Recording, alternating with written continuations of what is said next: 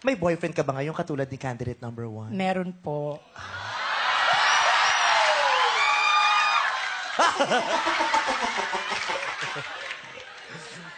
Gaano na kayo katagal? Kasi sila 6 months pa lang.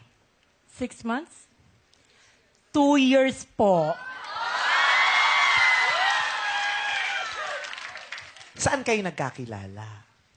Sa basketball court po. Waterboy ka noong mga panahon na yun? Nanonood sa... ano? Paano? Nanonood ka? Referee ka? Or team manager? Ano ka? Wala, nanonood lang ako. Tapos, pagkatapos noon, pinamimigay kasi yung mga jersey. Binigyan niya sa akin jersey niya. Bakit daw? Nasabi niya ba? Hindi pa doon natapos yun. Oo. Kinuha niya yung number ko. Tapos, napapanood niya ako sa mga Miss Gay. Oh. Niligawan niya ako. Oh! Niligawan ka? Paano kanya sinuyo? Lahat ng panunuyo, ginawa niya akong babae.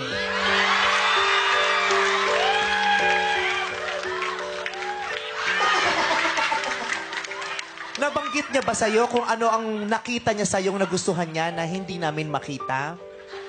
Hindi niya binanggit sa akin kung ano yung nakita niya. Ang binanggit niya sa akin yung ayaw niyang makita.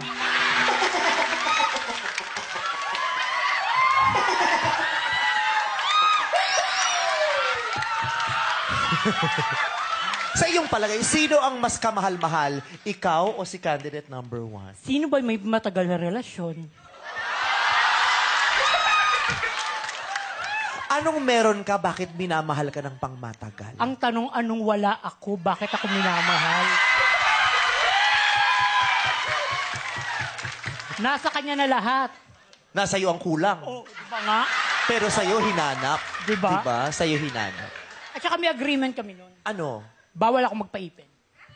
Bawal kang magkaipin dahil daw... Maghihiwalay kami. Kinabahan ako sa Gusto ko maaaring rin siyang batiin.